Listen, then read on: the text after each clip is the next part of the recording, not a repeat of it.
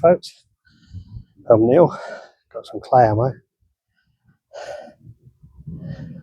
got a can full of water down there.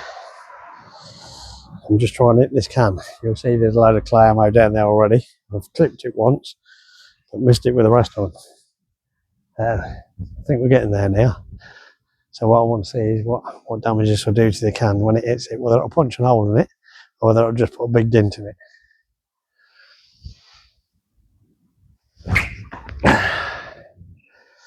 So I'm sure we'll hit it shortly and get the result.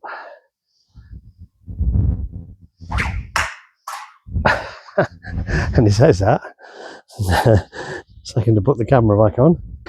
We hit it, let's see what we've done. So yeah, we put a nice dent in that can. So it's full of water. I'll just prove that, you can see it. But that's what it's done. Nice dent in the can. So I don't think you want to get hit by it, but clay ammo is light. And these are bullet shaped. Well, that's the result I was probably expecting to get, was a dent in the can and not a penetration, because it's not heavy enough, I don't think. Probably need to use stones for that. Or large gravel. I've got some over here and it's a light bordering for the garden. But the pebbles and rocks you can get on here, that's what I like. Oop. I'll just grab 2 or 3, they're not all suitable. These are a lot heavier and would certainly do the damage if you was looking to cause damage to a can or whatever. I'm pretty sure that would put a massive dent in it, if not split it. They're a lot heavier, probably 2-3 times as heavy as that clay ammo.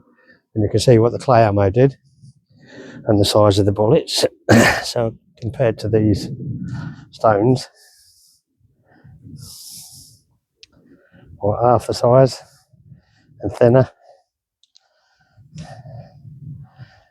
that's clay's quite light. This stone is 3 to 4 times heavier than the clay. So I'm pretty sure that can, if you threw these in it, would get mashed, but I can't do it in my backyard.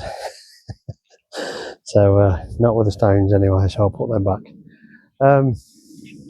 Yeah, that's it. I just wanted to see what it'd do. It's put a nice dent in that tin. Very light clay ammo, all right for just plinking in your back garden, knocking a few cans over. I'm Neil, thanks for watching.